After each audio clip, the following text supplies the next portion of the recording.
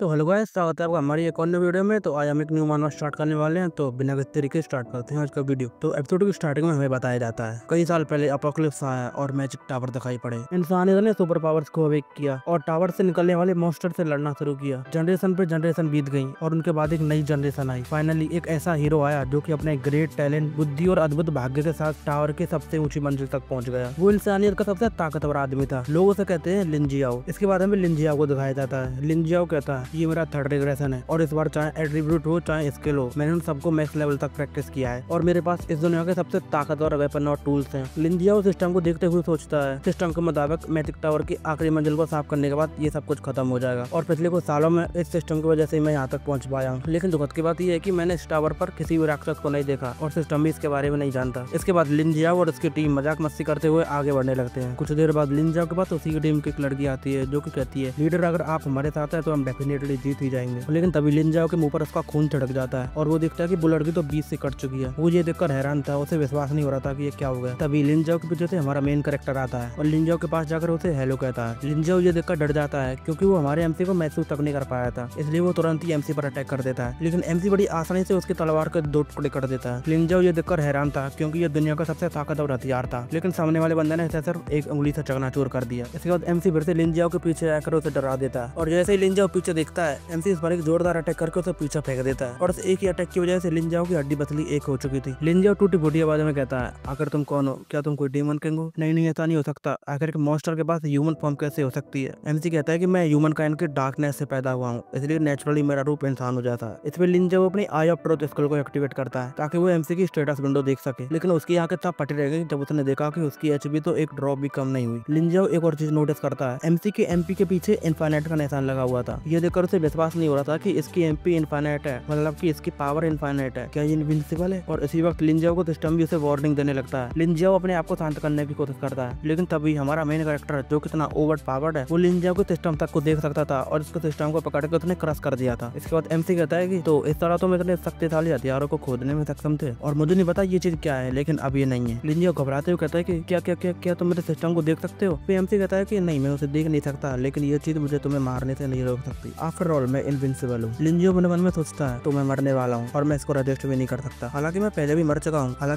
कई बार मर चुका हूँ, लेकिन ये वाली मौत मेरी बहुत ज्यादा डरावनी है। नहीं, मैं हार नहीं मान सकता। भले ही मैं इस बार मर जाऊँ, लेकिन मुझे बस थोड़ी ज्यादा मेहनत करने की जरूरत है। जीतने का हमेशा कोई ना कोई तरीका होता ही है। लेकिन तभी वो देखता है कि एमसी उसे हील कर रहा है। उसे समझ नहीं आता आखिर उसके सामने वाला बंदा ऐसा क्यों कर रहा है। लिन जियाओ उससे पूछता हुआ आखिर तुम मुझे क्यों हील कर रहे हो? एमसी कहता है तो तुम रिग्रेसर हो है ना, और शायद तुम 2 या 3 बार रिग्रेस भी हो चुके हो है ना। यदि मैं तुम्हें अभी मार दूं तो तुम समय में पीछे चले जाओगे और ये सब फिर से स्टार्ट कर दोगे और एक ना एक दिन ऐसा आएगा जब तुम मुझे मार ही दोगे। और तुम्हारे फेस के रिएक्शन को देख कर लगता है कि हाँ मैं एकदम सही हूँ। आगे एमसी कहता है तो इसलिए मैं तुम्हें मरने नहीं दूंगा और देखकर लगता है कि तुम्हारा आर्मर दुनिया का सबसे अच्छा इक्विपमेंट है, इसे मेरे अलावा और कोई नहीं तोड़ सकता। और इसके बाद वो लिन जियाओ के साथ कुछ तो करते हुए हमें आगे बताता है मेरी हीलिंग स्किल तुम्हें एंडलेसली हील करती रहेगी और तुम्हारा आर्मर ही तुम्हारी जेल बन जाएगा ताकि तुम कभी एस्केप ना कर पाओ। तुम हमेशा के लिए यहाँ पर फंसे रहोगे, ना तो जिंदा और ना ही मुर्दा। इसके बाद एमसी लिन जियाओ को उसके शरीर समेत पिघलाकर अपने लिए कुर्सी बना देता है और ये सीन भाई देखो सही कितना अजीब लग रहा है। इसके बाद हमें आवाज सुनाई देती है जो कि कहती है जनरली अगर कहा जाए तो प्रोटैगनिस्ट के पास हमेशा एक प्रोटैगनिस्ट ऑरा होता है। हालांकि हर किसी को एक बार ऐसा ही महसूस होता है कि वही प्रोटैगनिस्ट है, तो फिर हम कैसे जान सकते हैं कि असली प्रोटैगनिस्ट कौन है। इसके बाद एक और आवाज कहती है जीतने वाला ही असली प्रोटैगनिस्ट होता है, जो जीता वही प्रोटैगनिस्ट। इसके बाद हमें बाहरी दुनिया का सीन दिखाया जाता है जहाँ पे एक न्यूज चल रही थी जिसमें बताया जा रहा था कि हीरो लिन जियाओ और उसकी सारी टीम मर चुकी है। इसके बाद हमें बताया जाता है डंजन मैजिक टावर सिटी के प्रवेश द्वार को जोड़ता है और मॉन्स्टर्स मैजिक टावर से डंजन में प्रवेश करते हैं और एक बार जब मॉन्स्टर्स डंजन से बाहर निकल जाते हैं तो ये शहर पर हमला करने के बराबर होता है और as a result humankind association के कुछ ही मेंबर्स शहर के बाहर जादुई टावर पर छापा मारने के लिए जाएंगे। इसके बाद हम देखते हैं एक लड़का और एक लड़की एक एस क्लास डंजन में घुस जाते हैं और वो दूसरी तरफ निकलते हैं। फिर वो लड़की कहती है ब्रदर किनफेंग क्या एस क्लास मॉन्स्टर्स कॉन ऑफ ब्लड ड्रॉप करेंगे? इसके अलावा क्या ये आइटम डीमन किंग से डील करने के लिए काफी होंगे? इसके बाद हमें कॉन ऑफ ब्लड के बारे में बताया जाता है। कॉन ऑफ ब्लड एक रूल बेस्ड प्रॉप है और इस प्रॉप का रूल है कि हर एक अटैक में कुछ ना कुछ डैमेज तो होगा। इस पे ब्रदर किनफेंग कहता है अच्छाई फिर से बुराई को हरा देगी। लेकिन अचानक दोनों आगे ध्यान देते हैं तो वो देखते हैं कि वो मॉन्स्टर तो पहले ही मर चुका है और उसके ऊपर हमारा एमसी बैठा हुआ है। हमारे एमसी का नाम हमें अभी भी पता नहीं चला, इसलिए हमें से आगे एमसी या डीमन किंग भी बुला सकती हैं। डीमन किंग कहता है हाँ मुझे पता था कि कुछ बुद्धिमान लोग होंगे जो कि डीमन किंग को हराने के लिए रूल बेस्ड प्रॉप का इस्तेमाल करने की कोशिश करेंगे, इसलिए मैं यहाँ पर आया और राक्षस से कॉन ऑफ ब्लड देने के लिए कहा। इस पे किंग कहता है कि तुमने अच्छा किया बच्चे, अब लाओ उसे मुझे दे दो। मतलब देख रहे हो हमारे इनविंसिबल एमसी को अच्छा कह रहा है। एमसी कहता है कि तुम मुझे जानते भी नहीं मैं कौन हूँ, लेकिन तुम फिर भी मेरा सामान चुराना चाहते हो। इस पे ब्रदर किनफेन कहता है हमें ये इंसानियत को बचाने के लिए चाहिए, और क्या तुमने मेरे बारे में सुना है, और ऐसी अच्छी चीजें आपके हाथों से ज्यादा मेरे हाथों में मूल्यवान है। लेकिन हमारे से किनफेन पर एक अटैक कर देता है, लेकिन किनफेन उसे एब्सोल्यूट डिफेंस की मदद से रोक लेता है। किनफेन अपने सामने वाले व्यक्ति के मैजिक पावर को देखकर शौक था, क्योंकि उसकी मैजिक पावर बहुत ज्यादा शक्तिशाली थी। लेकिन तभी किनफेन देखता है कि डीमन किंग ने टीएन को पकड़ लिया था। डीमन किंग कहता है तो तुम बाई किनफेन हो जो कि अगला लिंजियाओ बनना चाहता है, और मैं तुमसे कहता हूँ जब तक तुम होना के स्टेट नष्ट कर लेते हो तो इस बार मैं तुम्हें जाने दूंगा। लेकिन इस किनफेन को तो टीएन की कोई परवाही नहीं थी। ये देखो डीमन किंग कहता है कि ओ तो तुम्हें अपने साथी की बिल्कुल भी चिंता नहीं है, और लगता है कि मैं भी इंसानियत को ढंग से समझ नहीं पाया। ब्रदर किनफेन कहता है एक हीरो हमेशा अकेला होता है और कई बार अपने आसपास के लोगों का बलिदान भी देना पड़ता है, असली कार्पेट तुम हो डीमन किंग। इस पे टूटी फूटी आवाज में टीएन कहती है ब्रदर किनफेन आप इतने कोल्ड ब्लडेड कैसे हो सकते हैं, मैं एकमात्र ऐसी इंसान हूं जो कि कितने सालों से आपको फॉलो कर रही है। लेकिन अगले ही पल वो कहती है ब्रदर किनफेन आप मेरा यूज कर सकते हैं, आप उस क्रिस्टल क्यूब को यूज कीजिए और यहाँ से भाग जाइए। लेकिन ये सुनकर किनफेन जाता नहीं बल्कि लड़ने के लिए तैयार हो जाता है। ये देखकर डीमन किंग जोरों से हंसने लगता है और आगे कहता है तो तुम भागना नहीं चाहते तो फिर ठीक है, मैं भी तुम पर अब ज्यादा दया नहीं दिखाऊंगा। इसके बाद डीमन किंग जहाँ पे किनफेन खड़ा था उसके नीचे की जमीन को तोड़ देता है और किनफेन गिरने लगता है लावा में। किनफेन को इस पर विश्वास नहीं हो रहा कि वो इस तरह मरने वाला है, और यहाँ तक कि वो मरते मरते डीमन किंग से भीख भी मांग रहा था। डीमन किंग प्लीज मुझे छोड़ दीजिए, और ब्रदर किनफेन को मारने के बाद डीमन किंग टीएन को अकेला छोड़कर जाने लगता है। ये देखकर टीएन पीछे मुड़कर देखती है और कहती है क्या तुम मुझे नहीं मारोगे। इस बात पर डीमन किंग कहता है ओ तो मैंने नहीं कहा था कि जब तक क्रिस्टल क्यूब नष्ट नहीं हो जाता मैं तुम्हें और उसे इस जगह से जाने दूंगा, लेकिन बेशक वो भी यहाँ से नहीं जा सकता, और अगर हम अगली बार मिले तो फिर मैं तुम्हें मार दूंगा। इसके बाद डीमन किंग उस पोर्टल के अंदर चला जाता है और फिर वो रूप बदलकर ह्यूमन वर्ल्ड में आ जाता है। इसके बाद सीन शिफ्ट होता है, हमें ह्यूमन अवेकन एसोसिएशन हेडक्वार्टर का सीन दिखाया जाता है, जहाँ पे रिसेप्शन की लड़की कहती है तो क्या सर आप एसोसिएशन ज्वाइन करना चाहते हैं। वो ये बातें डीमन किंग से कह रही थी। डीमन किंग कहता है मेरा नाम बाई किनफेन है, तुमने मेरा नाम तो सुना ही होगा, और मेरे लिए एसोसिएशन को ज्वाइन करना सौभाग्य की बात है। इसके बाद हमें ह्यूमन अवेकन एसोसिएशन के 7 एल्डर्स को दिखाया जाता है। अरे अब 7 का है 6 ही तो बचे हैं, क्योंकि लिंजियाओ तो मर चुका है, और ये सभी ऊंची सी जगह पर बैठे हुए थे और उनके नीचे एक बंदा खड़ा हुआ था। इसके बाद ये सभी लोग यहाँ पे कुछ देर बातें करते हैं। इस बीच हमें एक एल्डर लड़की और एक एल्डर बुड्ढे को इंट्रोड्यूस कराया जाता है। अब हम इस एल्डर बुड्ढे को देखते हैं जो कि वहां से निकल कर आ चुका था। उसके पीछे वाली लड़की कहती है सीनियर प्रॉफिट क्या लिनफेन सच में मैजिक टावर को सील करने वाला प्रॉप ढूंढ सकता है। ये लिनफेन लिंजियाओ का छोटा भाई है, और अगर मैजिक टावर सच में सील हो गया तो फिर इंसानियत सेफ हो जाएगी। उस लड़की के अरमानों पर पानी डालते हुए ओल्ड मैन कहता है बच्चे क्या तुमने इस बारे में नहीं सोचा कि अगर मैजिक टावर को सील कर देता मैं डीमन किंग मैजिक टावर में नहीं हुआ तो फिर मैजिक टावर को सील करना बेकार नहीं हो जाएगा। वो लड़की कहती है कि हाँ ये बात तो सही है, तो फिर हमें क्या करना चाहिए। इस पर ओल्ड मैन उस लड़की के बम पर थप्पड़ मारते हुए कहता है अरे चिल करो लड़की, आखिर डीमन किंग मैजिक टावर से बाहर कैसे आ सकता है, और यदि डीमन किंग मैजिक टावर को छोड़ भी दे तो मैजिक टावर के ब्लेसिंग के बिना वो बहुत ज्यादा कमजोर हो जाएगा, और उसके बाद किसी को उसकी आइडेंटिटी पता चल गई तो वो तो बेचारा वैसे ही मारा जाएगा। इसके बाद वो एल्डर कमरे में आता है तो वो देखता है कि वहाँ पर तो खुद डीमन किंग बैठा हुआ था। ओल्ड मैन उससे पूछता है कि आखिर तुम कौन हो। डीमन किंग कहता है मेरा नाम बाई किनफेन है और मैंने अभी अभी एसोसिएशन को ज्वाइन करा है। इसमें ओल्डर कहता है कि ओह हाँ मैंने तुम्हारे बारे में सुना है, और ये पीपल बहुत ज्यादा पोलाइट होते हैं। अरे बैठ जाओ